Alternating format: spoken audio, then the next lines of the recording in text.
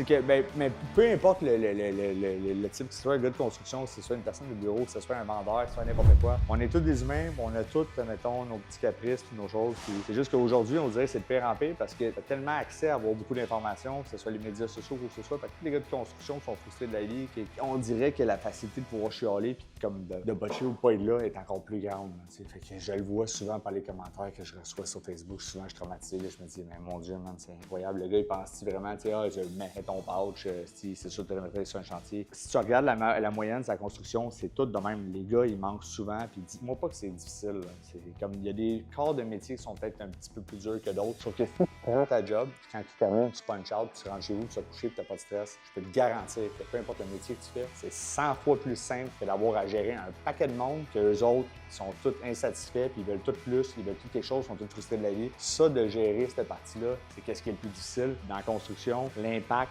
d'une main-d'œuvre qui ne rentre pas, c'est une catastrophe très souvent, puis les gens s'en rendent pas compte, fait que je rentre pas, puis on le dit tout le temps, puis le monde va dire, ah, tu critiques ton staff. Non, je critique pas mon staff, je critique l'ensemble des gens de la construction, puis il y en a qui sont sacoches, je veux pas, je reviens là-dessus, on en reparle souvent. À toutes les semaines, je regarde les feuilles, je regarde le monde, mettons, je regarde leurs heures, je regarde leurs affaires, je regarde tout le monde sans arrêt. Il n'y a personne qui a tout le monde a de la misère à faire, mettons, un temps plein. C'est comme s'il y a tout le temps quelque chose qui font en sorte qu'ils font pas temps plein. S'ils peuvent finir 1 heure plus tôt, 2 heures plus tôt, ils finissent 1 heure, 2 heures plus tôt. Puis moi, c'est toujours si je peux finir plus tard, je vais finir plus tard.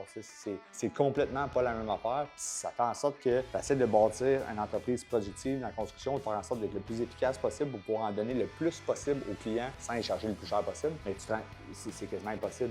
Il y a le staff, il n'y a pas juste le staff, il y a les méthodes de construction qui évoluent pas. Il y a des choses, mettons, qu'on pourrait changer qui rendraient les corps de métier beaucoup plus rapides, juste avec les types de matériaux utilisés ou quoi que ce soit, mais c'est comme si c'est fait exprès pour faire en sorte que ça n'évolue pas. Fait qu'on va manquer de main-d'œuvre parce qu'il manque de main-d'œuvre. Après ça, c'est qu'on ne va pas travailler sur la façon de faire la job, l'exécution, qui pourrait nous faire sauver un paquet de temps. Il faut que tu trouves des alternatives. Il y a un paquet de choses qu'on peut faire comme alternative pour pas concevoir comme, mettons, moi qui est en ventilation, que je vois que encore tu poses des tuyaux d'échangeur d'air, ou encore le monde avec des pinces à crimper qui font des snaps, qui rentrent des tuyaux un dans l'autre avec un rouleau de tape, une vis. Je peux pas concevoir que c'est ça qui est la ventilation d'une maison aujourd'hui. Quand tu peux aller sur Mars, tu peux aller sur la Lune. Pas normal. On dirait que c'est délibérément fait exprès pour que ça soit long. Parce qu'on pourrait inventer, on pourrait juste prendre un conduit que tu fais en genre de flexible, mais comme ils mettent des dalles de béton, il y a une grosse enduit par-dessus, c'est ultra solide. Fait que t'as pas de chance qu'il y ait une vis qui est mal mise ou du tape qui est mal tapé. Tu passes ça d'un coup, ça prendrait 4 fois moins de temps, ça coûterait plus de matériel, mais au moins, ça serait capable de sortir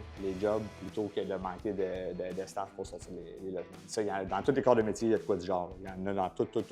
C'est juste que c'est dur de faire changer toute la mécanique parce que tout le monde mange de l'argent par-dessus. Fait que la CCQ, la RBQ, tout le monde est bénéficiaire du fait que c'est long et que ça coûte cher. De changer toute cette roue-là, ça va être dur en crise.